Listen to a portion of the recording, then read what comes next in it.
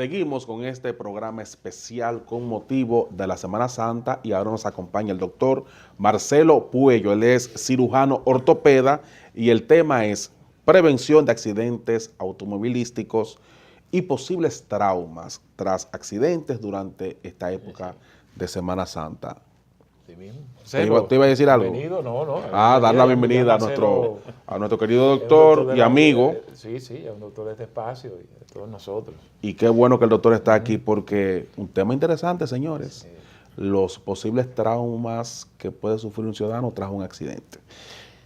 Bueno, darle las gracias. Primero, buenas tardes, darle las gracias por la invitación. Realmente es un placer y un honor poder estar compartiendo con ustedes, grandes comunicadores, grandes amigos y sobre todo grandes educadores por facilitar las cosas y que cada día sea mejor la vida cotidiana en nuestro país. Bueno, yo quisiera iniciar, doctor, conociendo ya partiendo de la experiencia, de los años que tiene en su condición de cirujano ortopeda, ¿cuáles son esas lesiones más comunes que se producen en los accidentes de tránsito? Hemos visto en el caso de muchos motoconchistas o personas que usan ya el motor de manera profesional, que siempre dicen que son mitad humano y mitad metal, es decir, porque están llenos de clavos y de placas.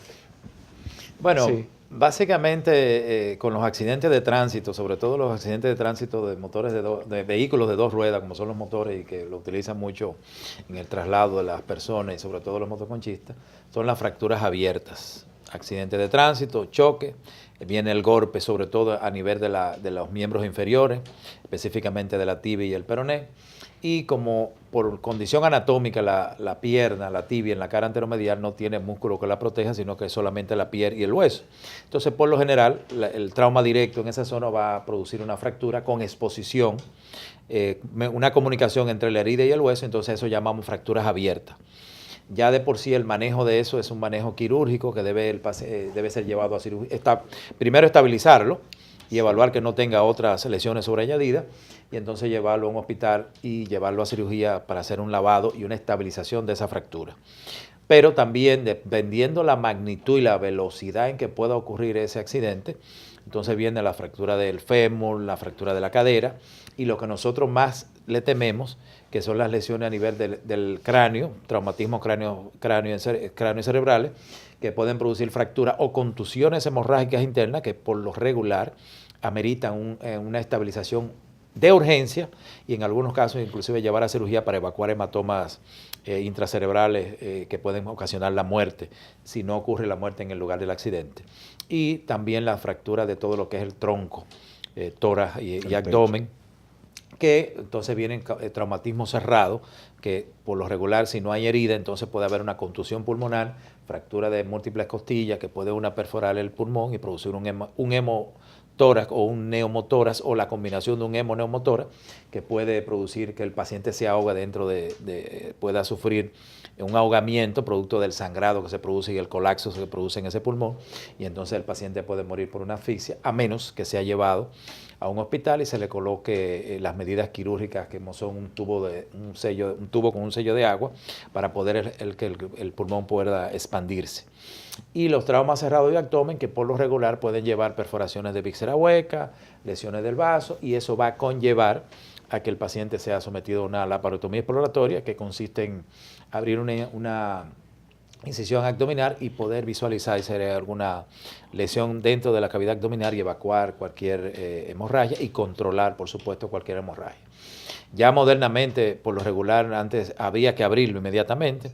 Ahora se puede hacer una mini lap que consiste con la cirugía laparoscópica. Se hacen 3 hoyitos, entonces se visualiza y si se puede corregir, el paciente puede recuperarse mucho más rápido en los casos de trauma cerrado de abdomen. Doctor, en el caso de un accidente de auto, de automóvil,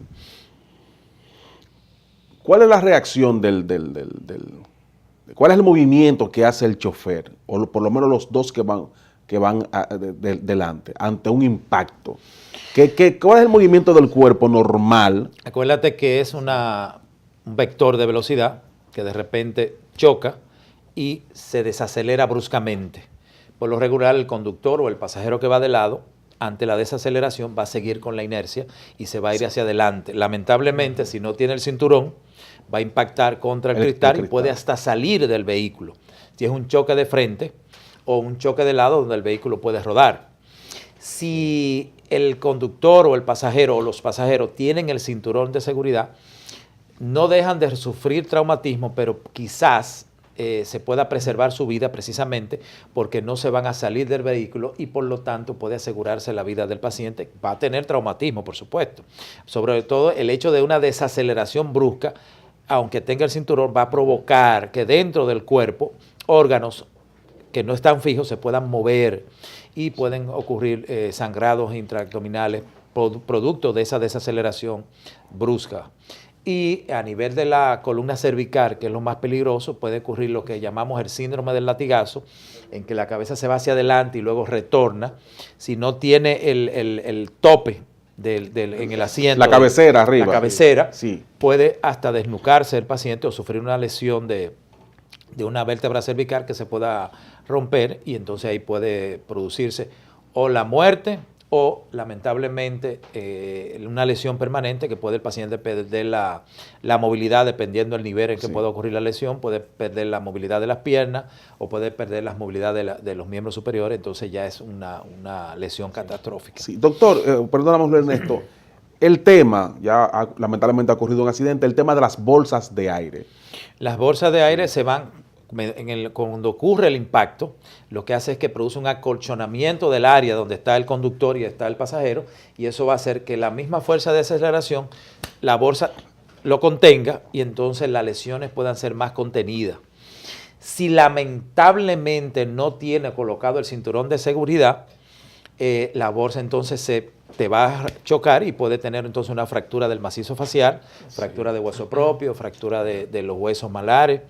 Pero los vehículos que tienen bolsa de aire, modernamente, ya prácticamente lo que hacen es que como que abrazan el conductor y lo contienen dentro de esa fuerza de aceleración y desaceleración para minimizar esos traumas que antes se producían. Imagino ese tiempo crucial, doctor, de cuando ya ocurre el accidente, siempre el paciente recibe el apoyo de los moradores cercanos.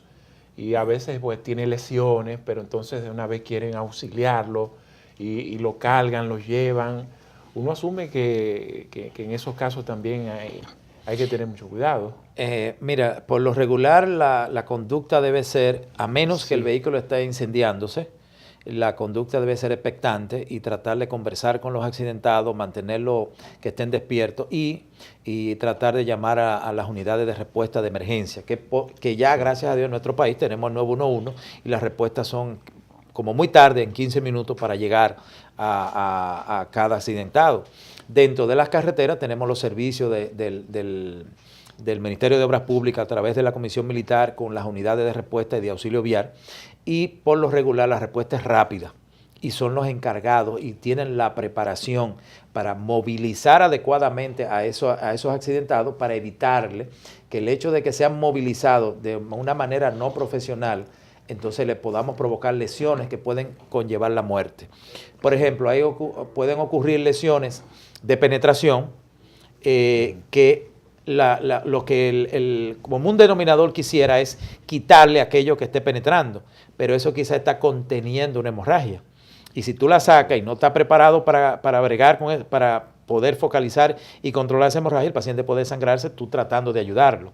Por eso hay que esperar que lleguen las unidades de emergencia, que lleguen las unidades especializadas para eso.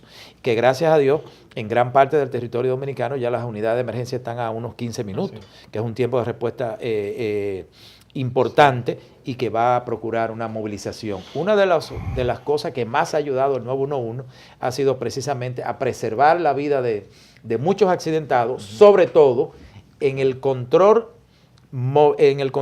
de estabilización en el lugar del accidente y entonces movilizarlo de manera adecuada. Porque lamentablemente anteriormente lo que se movían era en la primera camioneta que pasaba, lo cogían y lo tiraban. Y muchos pacientes que podían tener quizá una lesión de una fractura, terminaban con una lesión vascular porque no movilizaban correctamente el miembro. Y entonces la misma fractura puede movilizarse en un traslado inadecuado y romper una arteria, un vaso importante, o se pierde el miembro o se pierde la vida del paciente. Y un accidentado, en caso de trauma, ¿cómo, o sea, el tiempo o el periodo de recuperación y el costo diario? Mira, eso va a depender de la magnitud de la lesión. Pero en el peor de las condiciones, un caso de un paciente que tenga un traumatismo cráneoencefálico, que tenga múltiples fracturas de huesos, de huesos largos sobre todo, y que el paciente amerita llevarlo a una unidad de cuidados intensivos, estamos hablando de un costo económico diario de alrededor de 150 a 250 mil pesos diarios, dependiendo de la magnitud de lo que se esté manejando. Si a eso se le agrega que se agregue un proceso infeccioso nosocomial, eso puede aumentar diariamente el costo económico de esos pacientes. Por eso las unidades de respuesta o las unidades de cuidados intensivos, el costo es tan elevado y el consumo rápidamente de los recursos económicos en esos pacientes. Doctor, la peligrosidad de un accidente de una motocicleta, porque hay una situación que no tan solo sufren las extremidades inferiores, sino que a veces sale disparado el motorista. Porque una motocicleta, eso no tiene carrocería.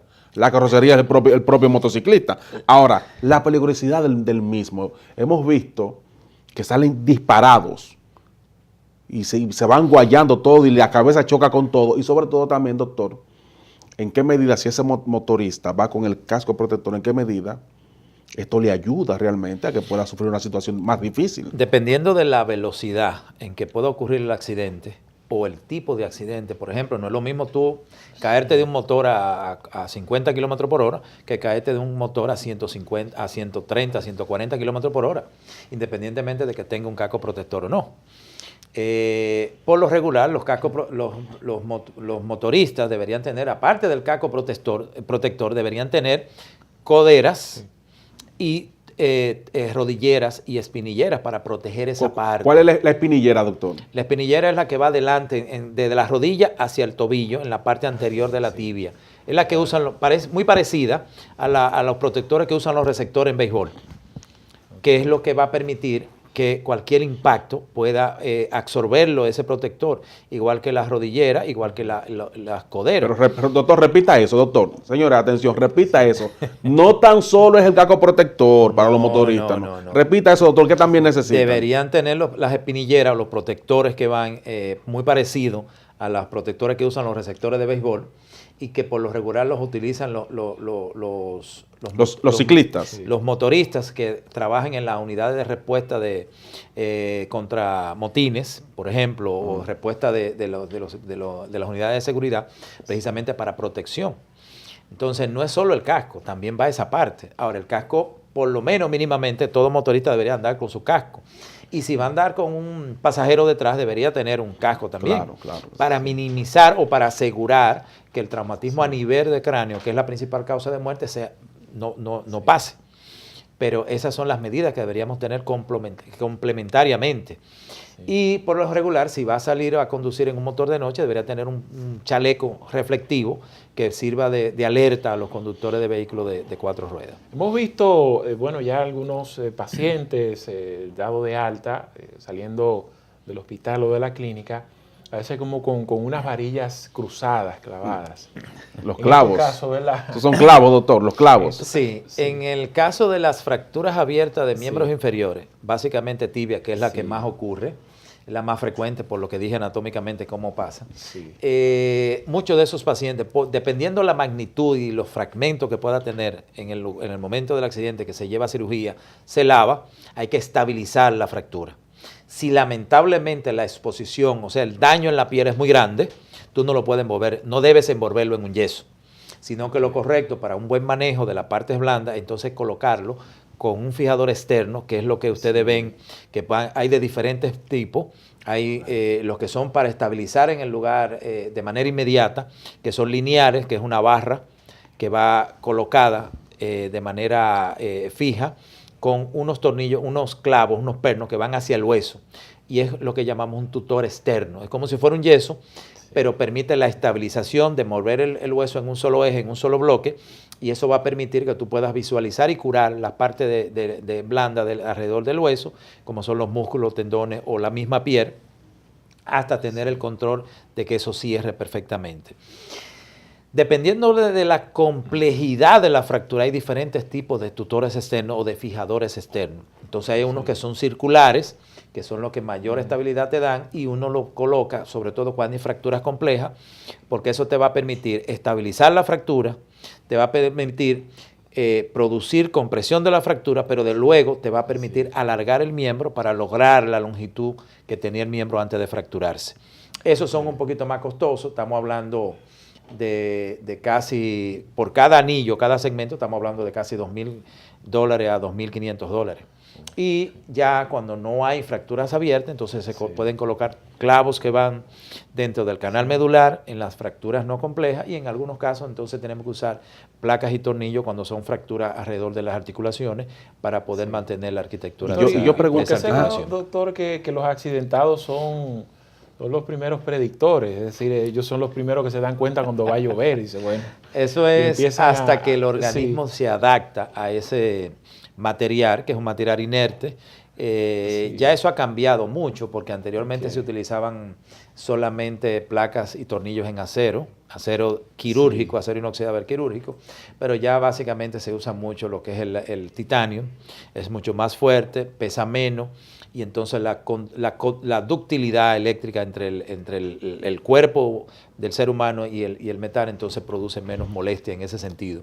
Y algunos se van adaptando, pero en principio muchos pueden decir que va a llover, porque le cambia cuando baja la presión barométrica. En ese Mire, sentido, doctor, yo he estado en hospitales traumatológicos aquí en la provincia de Santo Domingo, y de yo ver un paciente con esos clavos que van con muletas en silla de ruedas, a mí me duele de yo verlo. ¿Qué tan dolorosa es este tipo de lesión? ¿Qué tanto duele? ¿Qué tanto tiempo dura para curar? Sí. O a veces cuando están con un yeso que les llega hasta aquí completo. Bueno, generalmente la fractura duele hasta que se estabiliza. Entonces ya lo que sigue doliendo son las partes blandas alrededor de la fractura. Después que tú la estabilizas, el dolor mejora casi en un 80%. Pero el dolor residual que queda alrededor de la parte blanda, porque todo el mundo cree que se rompe el hueso y ya. Alrededor del hueso hay músculo, hay venas, hay arterias, hay nervios motores y sensitivos, y eso va a producir dolor. Entonces toda esa estructura, cuando tú estabilizas el hueso, mejora el dolor. Pero en la medida que se va recuperando, que se va cicatrizando toda esa herida, va a disminuir el dolor. En los casos de pacientes con fractura donde no hay herida, o sea, no hay exposición del hueso, en algunos casos, si son fracturas estables, se pueden manejar de manera conservadora, y es por eso cuando colocamos yeso y no operamos al paciente. Eso conlleva un periodo más largo de recuperación en esos pacientes, pero por lo regular, desde que tú lo estabilizas y lo pones en la inmovilización con yeso, también va a ir mejorando paulatinamente el dolor y no queda con un dolor tan grande. A lo que tú te refieres cuando visitas los hospitales de trauma, que ve pacientes con clavos, con unas pesas, eso es precisamente para alinear y estabilizar la fractura, para ver si puede producirse una consolidación con una buena alineación, pero en la medida que eso se va alineando, también mejora el dolor. Molesta y duele en las primeras horas cuando tú pasas el tornillo o pasas el clavo, pero posteriormente eso ya no duele. Inclusive muchas veces lo retiramos en la misma sala porque se crea alrededor del clavo, se crea un área de erosión, entonces ya eso prácticamente no duele y tú lo puedes retirar sin ningún problema en la misma sala del paciente. ¿Y las lesiones de cadera son prolongadas? Las lesiones de cadera por lo regular ameritan cirugía siempre. Dependiendo del tipo de fractura, tú vas a colocar el implante. Decimos que la misma fractura te dice qué implante ella quiere, dependiendo de la complejidad, si son 2 pedazos, si son 3 pedazos, si se pierde o hay que sacrificar la cabeza, entonces ya no es clavo, placa o clavo y tornillo y placa, sino que entonces tiene que pasar a colocar una prótesis. Dependiendo de la edad del paciente va el tipo de prótesis que vas a utilizar. y por lo regular siempre son quirúrgicas las fracturas alrededor o cerca de las articulaciones para tú poder recuperar la movilidad y la función de esos pacientes, ya sea cadera, ya sea en la rodilla, ya sea la muñeca o ya sea el codo. Las fracturas periarticulares o interarticulares son quirúrgicas siempre. Doctor, en el caso de que un paciente llegue en estado de inconsciencia, ¿es más difícil para los ortopedas, para los médicos? Porque el paciente no le expresa dónde le duele. O sea, ¿es más difícil para ustedes? Hay un protocolo de atención desde el punto de vista del paciente cuando llega a emergencia, que llega inconsciente, donde tú tienes que hacer una evaluación general y lo primero que nada es canalizar el paciente, chequear los signos vitales, frecuencia, vigilar y sobre todo asegurar que la vía aérea, o sea, esté permeable, que puede el paciente seguir respirando. Si por alguna razón no hay control de esa vía aérea, entonces tiene que hacer una intubación en la sala de emergencia para asegurar que le llegue aire a esos pulmones y pueda mantener la oxigenación a nivel del cerebro. Entonces ya tú tienes que determinar si hay una lesión intracerebral, si el paciente llegó con una intoxicación, si el paciente está haciendo una alergia a una picadura de un insecto o cualquier tipo de cosa. O sea, hay muchos factores por los cuales el paciente puede llegar a la emergencia inconsciente. En los casos de los accidentes de tránsito, bueno, entonces ya se sabe que es por un traumatismo. Entonces tenemos que buscar rápidamente si está inconsciente porque tiene un sangrado y el paciente está en shock hipovolémico, o si el paciente está por una contusión cerebral o por una lesión intraparenquimatosa a nivel del parénquima cerebral, con un sangrado o un edema que se ha producido, entonces tú tienes que asegurar sobre todo la oxigenación de ese cerebro para que empiece a bajar el edema. Pero básicamente estabilización, buscando vías aéreas, luego ver si hay sangrado y sobre todo nivel de conciencia. Luego que tú tienes eso, entonces ya tú empiezas a hacer radiografía, tomografía, dentro de esas primeras 4 horas que son importantísimas del paciente. Es común escuchar cuando una persona de edad avanzada se accidenta, decir, bueno, esos huesos no soldan, esos huesos ¿Por qué sucede esto? Mira, eso va determinado dependiendo de la fragilidad ósea o de la mineralización ósea de ese individuo. Porque hay personas o pacientes ancianos que tienen una muy buena calidad de hueso. Hay otros que no la tienen porque se meten en osteopenia, osteoporosis a muy temprana edad, ya sea sobre todo las mujeres cuando le hacen resección de los ovarios, entonces cambia y se meten en una menopausia precoz y por lo tanto la remineralización del hueso va más lenta. Pero por lo regular los pacientes pegan de acuerdo al manejo quirúrgico que tú le des con una estabilización precoz. Los pacientes van a evolucionar, pueden evolucionar y deben evolucionar de manera rápida sin ningún inconveniente. Ya realmente como se ha mejorado y modernizado la biomecánica y la ingeniería con relación a la metalúrgica para colocar en los seres humanos, prácticamente es cada día menos las no uniones o la no fijación de las fracturas. Doctor, y en el caso contrario, en el caso de los niños, ¿son huesitos más frágiles o precisamente porque en el adolescente son más resistentes? Si hay una adecuada alimentación con relación a los niños, los huesos decimos que pegan con saliva. Y para que un niño se fracture, tiene que ocurrir un traumatismo muy fuerte. Y por eso el término de los dominicanos, los muchachos son de goma, déjalo que se caiga para que vaya cogiendo fuerza. Es que el componente óseo de los niños es como un poquito mucho más elástico que de los mayores y por lo tanto ellos absorben más energía antes de romperse. Es muy raro que se rompa un niño. Y cuando se rompe es porque ha ocurrido una fuerza de energía muy grande para poder fracturar. Por eso que hay muchachos que son traviesos, hay muchachos que son embromones y no le pasa nada. Sí, y finalmente, el tipo de material que se utiliza ya para los accidentes craneales que hemos visto de personas que dicen que tienen placas, etcétera.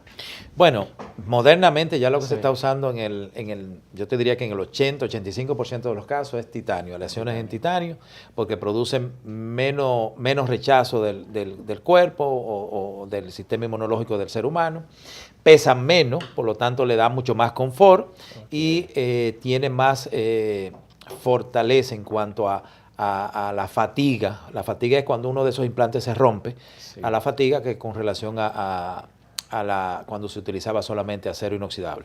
no significa que todavía no se use acero inoxidable. O sea, una placa en acero inoxidable bien colocada, con todo, manejando todos los principios biomecánicos de esa fractura, no tiene por qué fatigarse. Y sobre todo, si tú le das un seguimiento personalizado a ese paciente, tú vas a poder llevar y ver y evaluar cómo va conformándose el callo, que no es más que la cicatrización del hueso. Oh, muchísimas gracias, como siempre. Gracias, doctor. De verdad que cuántas orientaciones. Realmente gracias a ustedes por permitirme acompañarlo en una tarde tan maravillosa como Y ojalá que usted y los cirujanos ortopedas no tengan mucho trabajo en esta Semana Santa. Esa es la idea. Ojalá. Y en ese sentido, todos los organismos están trabajando en la prevención, que es hacia ahí donde debemos dirigir toda la mayor cantidad de esfuerzo, es a la prevención. Pero para la prevención se necesita mucha educación y que nosotros nos permitamos ser educados para nuestra propia protección en ese sentido.